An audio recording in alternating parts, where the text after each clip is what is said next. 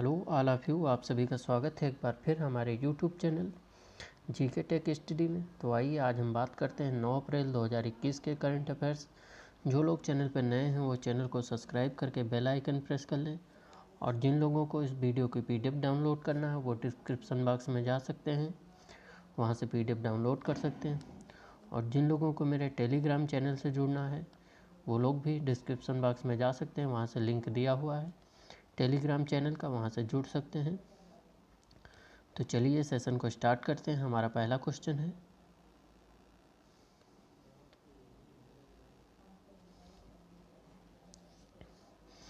निम्न में से किस देश ने कोरोना वायरस के बढ़ते संक्रमण को लेकर भारत से आने वाले यात्रियों पर 11 अप्रैल से 28 अप्रैल तक अस्थायी रोक लगा दी है? तो इसके ऑप्शन है पाकिस्तान, न्यूजीलैंड, जापान, नेपाल। तो इसका राइट आंसर है ऑप्शन नंबर बी, न्यूजीलैंड। Zealand New Zealand Jacinda Ardern ने 11 से 28 अप्रैल तक भारत से आने वाले सभी यात्रियों की एंट्री पर अस्थायी रूप से पाबंदी लगा दी है। आर्डर्न ने अपने देश के नागरिकों के भी भारत से वापस आने पर फिलहाल के लिए रोक लगा दी है। न्यूजीलैंड की सरकार अन्य कोविड-19 हॉटस्पॉट देशों से आए लोगों पर नज़र बनाए हुए है। पाकिस्तान की कैपिटल है इस्लामाबाद, न्यूजीलैंड की कैपिटल है वेलिंगटन, जापान की कैपिटल है टोक्यो, नेपाल की कैपिटल है काठमांडू। तो आइए अपने नेक्स्ट क्वेश्चन की तरफ आगे चलते हैं।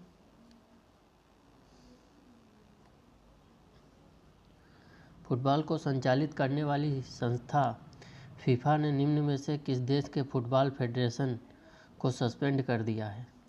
तो इसके ऑप्शन है चीन, रूस, पाकिस्तान, बांग्लादेश। तो इसका राइट आंसर है option number C, Pakistan. Football को वैश्विक स्तर पर संचालित करने वाली संस्था फीफा ने एक फैसला लेते हुए 7 अप्रैल 2021 को पाकिस्तान फुटबॉल फेडरेशन को सस्पेंड कर दिया है। यह फैसला तीसरे वर्ग के दखल के कारण लिया गया है। इसके अलावा फीफा ने चार्ड फुटबॉल एसोसिएशन को भी निलंबित करने का फैसला किया है। पाकिस्तान फुटबॉल फेडरेशन को तीसरे पक्ष की दखलंदाजी की वजह से 4 साल में दूसरी बार सस्पेंड किया गया है पाकिस्तान को। चीन की कैपिटल है बीजिंग, रूस की कैपिटल है मॉस्को, बांग्लादेश की कैपिटल है ढाका। चीन में शी जिनपिंग की सरकार है, रूस में व्लादिमीर पुतिन की सरकार है, पाकिस्तान में इमरान खान की सरकार है, बांग्लादेश में शेख हसीना की सरकार है। तो आइए अपने नेक्स्ट क्वेश्चन की तरफ आगे चलते हैं।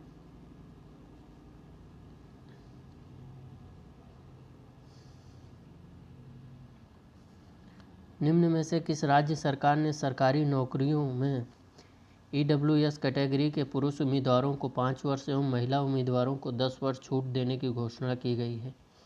तो इसके ऑप्शन है पंजाब, बिहार, दिल्ली, राजस्थान। तो इसका राइट आंसर है option number D, Rajasthan.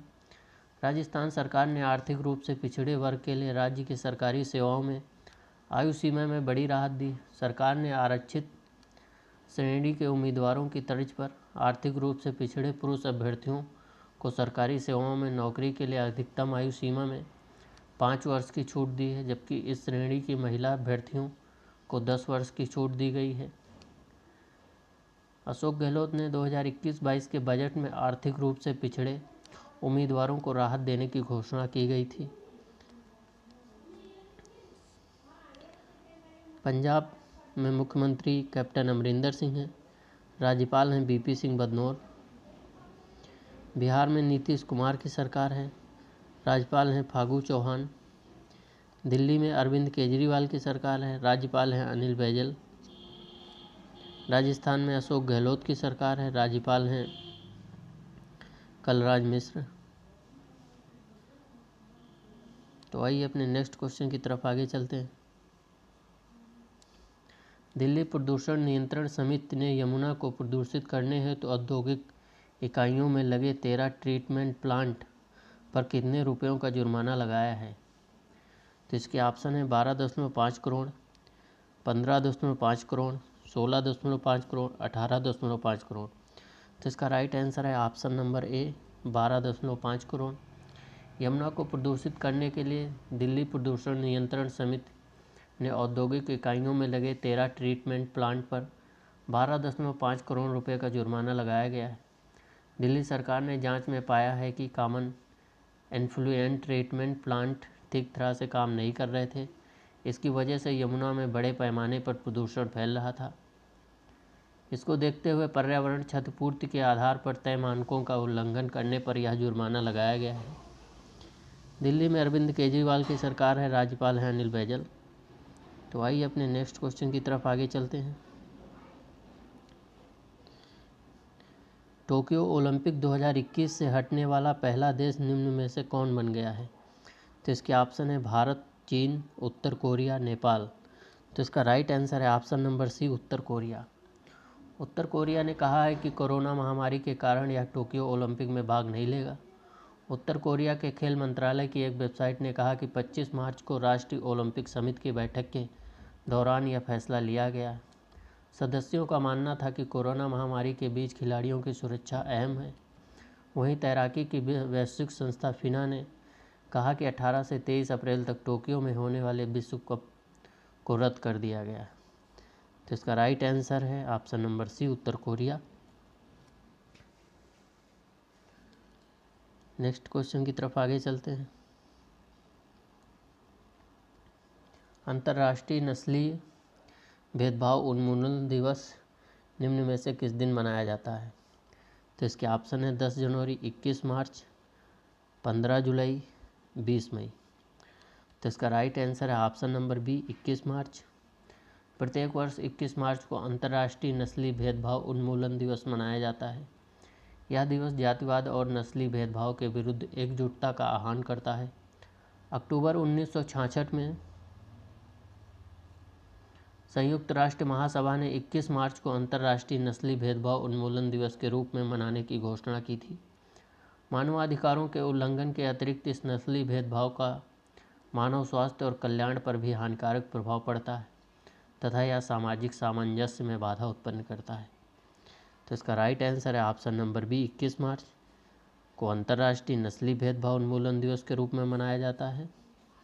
Next question की तरफ आगे चलते हैं अपने।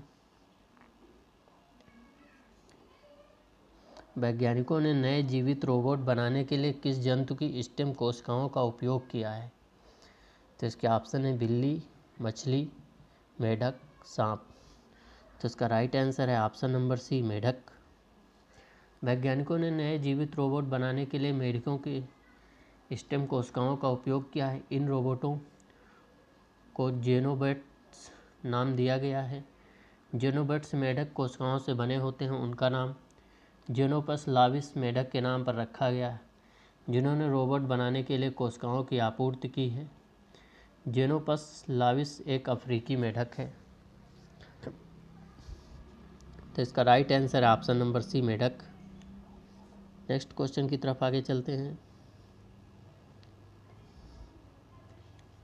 निम्न में से किस संगठन ने मिसाइल सिस्टम के उत्पादन में निजी क्षेत्र की कंपनियों को भागीदार बनाने की अनुमति दी है?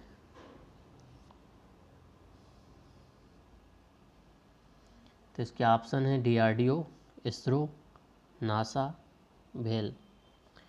तो इसका राइट आंसर है ऑप्शन नंबर ए, DRDO। रक्षा अनुसंधान संगठन DRDO ने निजी क्षेत्र की कंपनियों को मिसाइल प्रणालियों के विकास और उत्पादन में इसके साथ काम करने की अनुमति दी है। यह घोषणा विकास व उत्पादन भागीदारी कार्यक्रम के तहत की गई है। DRDO का हेडक्वार्टर है नई दिल्ली। इसके चेयरमैन हैं जी सतीश रेड्डी। इसरो का हेडक्वार्टर है बेंगलुरु। इसके चेयरमैन हैं के सिवान। नेक्स्ट क्वेश्चन की तरफ आगे चलते हैं। हाल ही में किस देश के खगोलविदों ने सुपरनोवा विस्फोट से सबसे गर्म में से एक तारे का पता लगाया है? तो इसके ऑप्शन हैं भारतीय खगोलविद, जापानी खगोलविद, ऑस्ट्रेलियाई खगोलविद, अफ्रीकी खगोलविद। तो इसका राइट आंसर है ऑप्शन नंबर ए, भारतीय खगोलविद। हाल ही में भारतीय खगोलविदों ने सुपरनोवा विस्फोट में सबसे गर्म में से एक तारे का पता लगाया है। खगोलविदों ने एक वुल्फ रैट तारे या WR तारे नाम से सबसे गर्म तारों में से एक के बारे में पता लगाया है। दुर्लभ उल्फ रेट तारे सूर्य से 1000 गुना अधिक प्रकाशमान होते हैं। तो इसका राइट आंसर है ऑप्शन नंबर ए, भारतीय खगोलविद। नेक्स्ट क्वेश्चन की तरफ आगे चलते हैं अपने। विख्यात सामाजिक तकनीकविद डॉक्टर चिंतन वैष्णव को हाल ही में किस मिशन के नए मिशन निदेशक के रूप में नियुक्त किया गया है? तो इसके ऑप्शन है आयुष्मान भारत, PMKY मिशन, जिज्ञासा मिशन, अटल इनोवेशन मिशन। तो इसका राइट आंसर है ऑप्शन नंबर डी, अटल इनोवेशन मिशन। विख्यात सामाजिक तकनीकविद डॉक्टर चिंतन वैष्णव का हाल ही में अटल इनोवेशन मिशन के नए मिशन निदेशक के रूप में नियुक्त किया है। वह अमेरिका के मैसेच्यूसेट्स इंस्टीट्यूट ऑफ टेक्नोलॉजी में अपने वर्तमान कार्यभार से अब AIM के प्रमुख का कार्यभार संभालेंगे। उनकी नियुक्ति के लिए अधिसूचना जारी की गई है। तो इसका राइट आंसर है ऑप्शन नंबर डी, अटल इनोवेशन मिशन। नेक्स्ट क्वेश्चन की तरफ आगे चलते हैं। निम्न में से किस राज्य सरकार ने हाल ही में गरीब स्वर्णों को सरकारी नौकरी की उम्र सीमा में छूट देने की घोषणा की? तो इसका राइट आंसर है option number D, Rajasthan. Next question की तरफ आगे चलते हैं।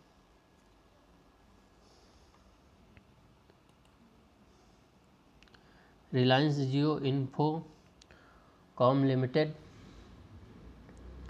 ने हाल ही में किस कंपनी के साथ हुए एक स्पेक्ट्रम ट्रेडिंग समझौते में 800 मेगाहर्ट्ज बैंड में स्पेक्ट्रम के अधिकार खरीदे हैं?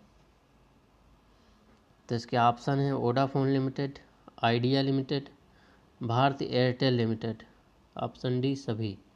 तो इसका राइट आंसर है option number C, Bharti Airtel limited. Reliance Jio Infotech limited ने हाल ही में भारती एयरटेल लिमिटेड के साथ हुए एक स्पेक्ट्रम ट्रेडिंग समझौते में आंध्र प्रदेश, दिल्ली और मुंबई सर्किल के 800 मेगाहर्ट्ज बैंड में स्पेक्ट्रम के अधिकार खरीदे हैं। इन 3 सर्कल्स में रिलायंस जियो के पास कुल 7.5 मेगाहर्ट्ज अतिरिक्त स्पेक्ट्रम उपलब्ध होगा। तो आइए अपने नेक्स्ट क्वेश्चन की तरफ आगे चलते हैं।